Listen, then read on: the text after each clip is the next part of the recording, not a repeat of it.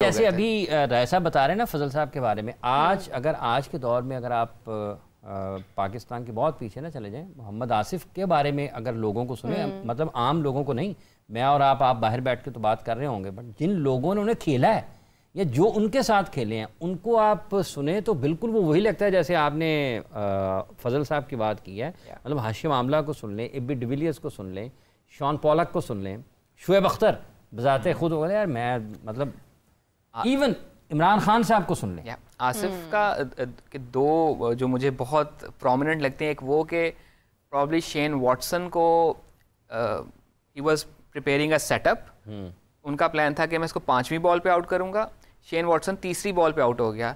Asif got frustrated कि यार ये क्या बकवास है, अभी तो मुझे मज़ा आना शुरू हुआ था, अभी तो मैंने इसको एक बॉल और तंग करना था, 5वीं पे आउट करना था। और एक उनका और है कि यार ये क्या फजूल बैट्समैन था, मेरा प्लान था कि मैं अभी इसको 4-5 गेंद और करूंगा, वो 3री पे ही आउट हो गया कि 2री पे आउट हो गया, दैट वाज एबी डिविलियर्स। उसका भी मजीद प्लान था उसके साथ माइंड गेम्स खेलने का, तो he used to play with the batsman mind. तो वो जो एक होता है ना कि आपका हीरो थोड़ा सा फ्लॉड होना चाहिए, तो वो थोड़ा सा उस कैटेगरी में फिट करते थे। He was a different character all together.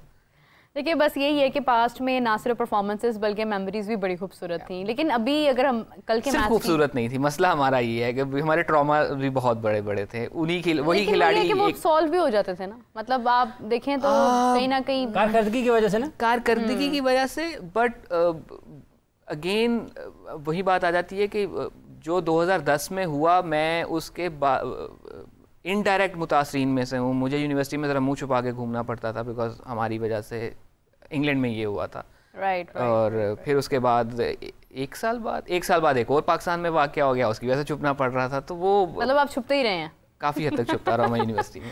अच्छा मैं कल के अच्छा मैं अब वाला क्या हुआ, अब राय साहब ने उसका हल ये निकाला है, अब मैं अच्छे वाले लोग जो है ना वो सारे अंदर बैठे हुए थे, राय साहब बाहर खड़े नहीं होते खुले आसमान तले। मैं क्या किया, कहते यार छुप के बड़ी जिंदगी गुजार दिया। Good one. अच्छा अजलान, कल के मैच की अगर बात की जाए, मुझे एक चीज़ की थोड़ी सी कन्फ्यूजन है, और मुझे है तो डेफिनेटली व्यूअर्स को भी होगी, कि इसी ग्राउंड के अंदर आई गेस कि ये सेम पिच था या पिच डिफरेंट था, क्योंकि इससे पहले तो रन्स बड़ी तेज़ी से बन रहे थे, फिर उसके बाद नेक्स्ट डे ऐसा क्या हो गया, मौसम तब्दील हो गया, सडनली पिच की कंडीशन चेंज हो गई या पिच तब्दील हो गई?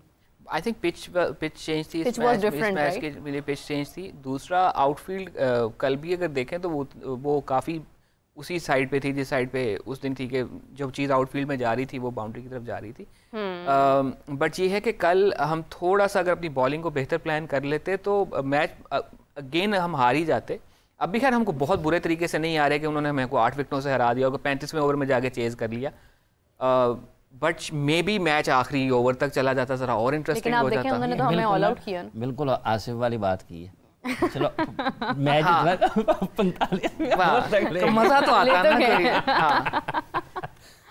नहीं लेकिन ये है कि चले उन्होंने तो हमें ऑल आउट किया था ना, उन्होंने हमें ऑल आउट किया। हमें भी मतलब हमें भी कुछ इस तरह की अप्रोच रखनी चाहिए थी कि हम भी कम से कम विकेट्स लेने की तरफ जाते। कुछ कप्तानी की तरफ से भी आपको लगता है कि गलत फैसले हुए? हमारे साथ उनको जो फायदा हुआ वो ये हुआ ना कि उनका मिडिल ऑर्डर थ्रू आउट थोड़ा थोड़ा परफॉर्म करता रहा, लाइक हाँ आउट हुआ तो केन विलियमसन परफॉर्म कर गया, और हाँ वो मैंने देखा था कि वो जो उतर के मारने गया बोल्ड हो गया। अब ये आहिस्ता मानेंगे, ठीक है, वो मैंने रीप्ले देखा था, बिकॉज वो भी मैंने पढ़ा कि एक सेकंड केन विलियमसन को एक ऑफ स्पिनर ने बोल्ड कर दिया, ये कुछ गलत हो रहा है, there is something wrong with the universe, तो इसलिए मैंने वो देखा। आपको इतनी जल्दी टीवी ऑन हो गया कि आपको रिप्ले जल्दी से है ना, एक स्टैंडर्ड सेट किया था पीसीबी में कि 6 मिनट के अंदर रिप्ले अपलोड होना चाहिए, तो वो मैंने वहां देख लिया। क्या बात है, क्या बात, पूरा उन्होंने इंतजाम किया हुआ है मैच देखने का। बात सुने राय साहब, आपने ये स्टैंडर्ड क्यों नहीं सेट किया कि जेडी ਤੁਹਾਡੀ विकेट डिगी वो भी दिखानी है? वो मेरा दिल नहीं चाहा करता था। अच्छा तो यू मीन टू से एक्चुअली कि पिच भी डिफरेंट था, पिच मुझे लग रहा है कि डिफरेंट था। हमारी कैप्टेंसी के ऊपर कुछ आपको डाउट हुआ कि कैप्टेंसी अगेन जैसा मैंने कहा कि बॉलर ज़रा बेहतर इस्तेमाल हो सकते थे, बट अगेन एक अच्छे कप्तान की एक बहुत बड़ी निशानी होती है आपका बैटिंग ऑर्डर किस तरह से आप इस्तेमाल कर रहे हैं, किस तरह से आप सेट कर रहे हैं, and how you are utilising your batting resources. अच्छा, अब मसला जैसा मैंने पहले बताया कि हमने अपना जो कम्बिनेशन में गड़बड़ की है वो अभी तक हम सेटल नहीं हो पा रहे हैं। वही वजह है कि हमारे बैटिंग ऑर्डर सेटल नहीं हो पा रहा, हमारा ओपनिंग ही मिडिल ऑर्डर से स्टार्ट हो रही है। अगेन वही बात है कि एक ओपनर है फिर मिडिल ऑर्डर ही है, ठीक है। एंड बाबर की फॉर्म में ना होना या उनका क्लिक ना कर पाना, उनके पास तो बड़ा स्ट्रेट फॉरवर्ड एक्सक्यूज़ होगा ना अगर बहुत प्रेशर आता है कि भाई मैं तो अपने नंबर पे खेल नहीं रहा। साउथ कह सकता है कि मैं अपने नंबर पे खेल नहीं रहा था, तो वो बेहतर होता है कि आप कोई एक ओपनर प्रॉपर अपने जो भी आपके इस वक्त फ्रिंजेस में मौजूद हैं, आप उसको ओपनर को ओपनिंग की जगह पे रखते। बाबर आजम तीसरे नंबर पे आपके लिए स्कोर करता हुआ आ रहा है, आप कभी भी अपने बेस्ट यूटिलाइजिंग रिसोर्स के साथ छेड़छाड़ नहीं करते। ये ऐसे ही है कि आपका एक इदारा जो है वो बहुत अच्छा परफॉर्म कर रहा है और आप उसको ज़बरदस्ती जो है प्राइवेटाइज़ कर दें।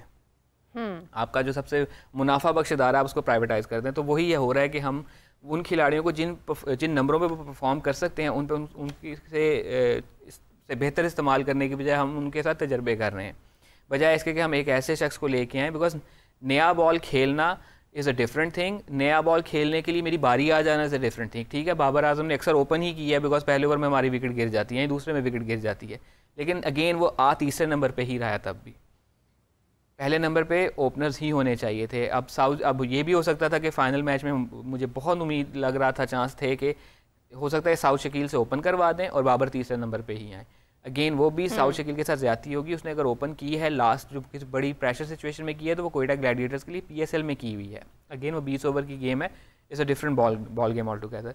सो एक प्रॉपर ओपनर होना चाहिए था, एक प्रॉपर फिनिशर होना चाहिए था कि जो आपकी फिनिशिंग के रोल। अभी हमारा मिडिल ऑर्डर इतना अनसेटल्ड है कि हमें नहीं समझ में आ रही कि कौन सा किस रोल के लिए होगा। कामरान गुलाम एक मैच में फ्लॉप हुआ तो उसको हमने ड्रॉप कर दिया और साउथ शकील को लेके आया, वो 2 मैचेस में फ्लॉप कर गया। तो अभी भी हमें कुछ समझ नहीं आ रही। तो may be Kamran Ghulam would have been a better option on number 4 और नंबर 3 और मे बी एट नंबर 6। जिस तरह से उसने साउथ अफ्रीका में वो एक आके एक इनिंग खेली थी जिसमें उसने सिंगल हैंडेडली मैच को टिल्ट करके रख दिया था, तो वो उस एबिलिटी वाला प्लेयर वो मौजूद है। साउथ शकील के साथ हुआ ये कि उसको हमने टीम में इसलिए रखा था कि वो स्पिन बहुत अच्छी खेल लेता है, मिडिल ओवर्स में कारगर होगा। उसकी मिडिल ओवर्स तक बारी ही नहीं आई, अगेन वो अपने नंबर पे नहीं खेल रहा। तो इस किस्म की चीज़ें हमारे पास हैं। सो कप्तानी के जहाँ तक मसले हैं तो हैं, पर कप्तान के पास रिसोर्स भी तो उसी किस्म के ही हैं ना। वही वाली बात आ जाती है ना कि आपने शहर में लड़ने वाली जंग में टैंक डाले हुए हैं, तो वो आपके काम शायद उस तरह से नहीं आएंगे। ये टैंक कौन है इसमें? वो मेरी एक पुरानी मिसाल है, ये मैं अक्सर मिसाल दिया करता हूँ कि हमारी अप्रोच ये होती है कि हमने शहरों की जंग भी जो है ना वो टैंकों से लड़नी है, रादर पैदल फौजियों से लड़ी जाए। राइट।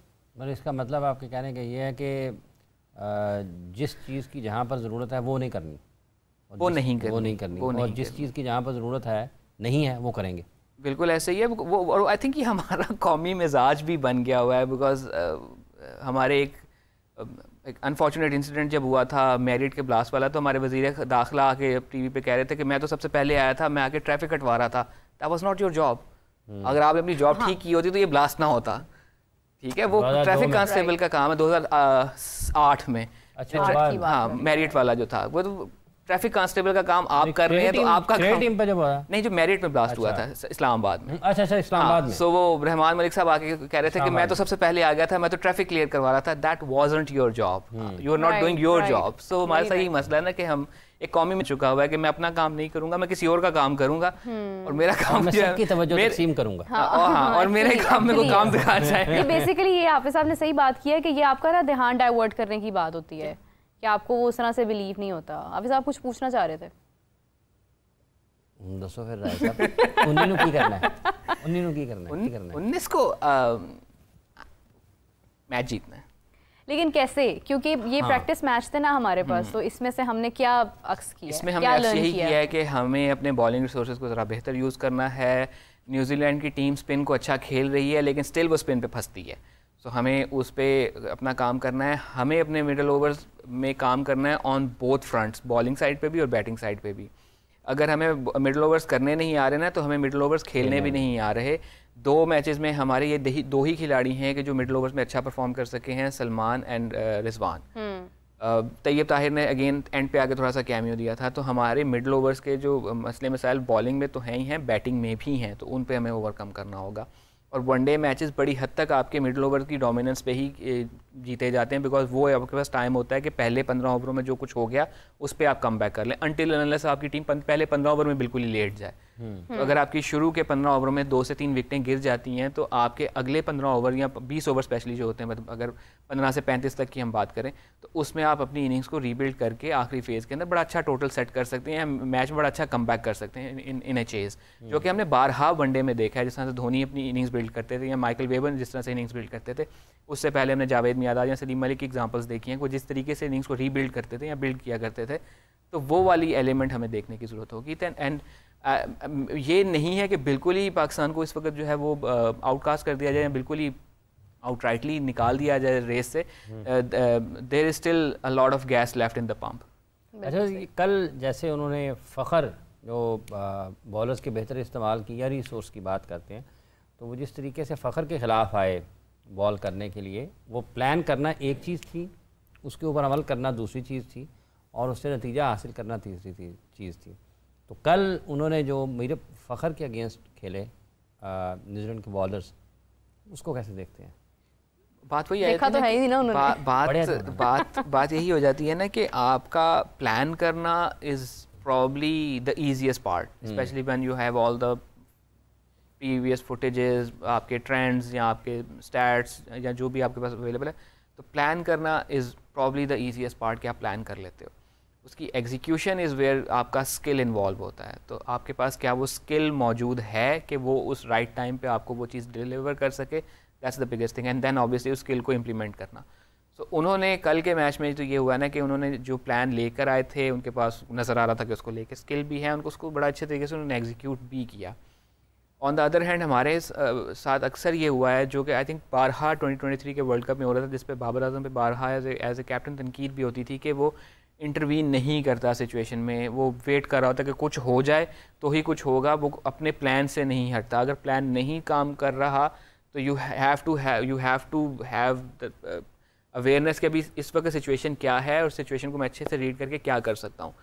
तो वो वाला एक एलिमेंट आ जाता है। तो वही बात आ जाती है कि न्यूजीलैंड जिस तरीके से खेलती हुई आ रही है इस टूर्नामेंट में स्पेशली, तो वो बड़ी हद तक अपने आप को ऑलरेडी चैम्पियंस ट्रॉफी के वन ऑफ द फेवरेट्स की लिस्ट में शामिल कर चुकी हुई है। एंड बहुत से लोग ये कह रहे हैं कि ये भी कोई सरप्राइज़ नहीं होगा कि इवेंचुअली न्यूजीलैंड फाइनल खेल जाए, बिकॉज जिस तरीके से उन्होंने पाकिस्तान ने ये भी अभी से कहना शुरू कर दिया कि ये ना हो कि एक ही पूल में से दो टीमें फाइनल में पहुंच जाएं। बहुत ज़्यादा चांसेस हैं, और इस बात के भी न्यूजीलैंड इंडिया जिस तरीके से अगर आप ऑन पेपर देखते हैं, ऑस्ट्रेलिया की जो सूरत हाल हुई है 4-5 उनके टॉप क्लास क्रिकेटर्स के ना आने की वजह से, इस बात के बहुत ज़्यादा चांसेस हैं कि दोनों एक ही ग्रुप से आ जाए। न्यूजीलैंड इंडिया के मैच के बारे में आपकी क्या राय है? न्यूजीलैंड और इंडिया के मैच के बारे में आपकी क्या राय है? उसमें इंडिया को जो एडवांटेज होगा वो ये होगा कि उन्होंने सारे मैचेस एक ही ग्राउंड पे खेलने हैं, तो वो थोड़ी सी उनकी ग्राउंड या कंडीशंस की अवेयरनेस न्यूजीलैंड से बेहतर होगी।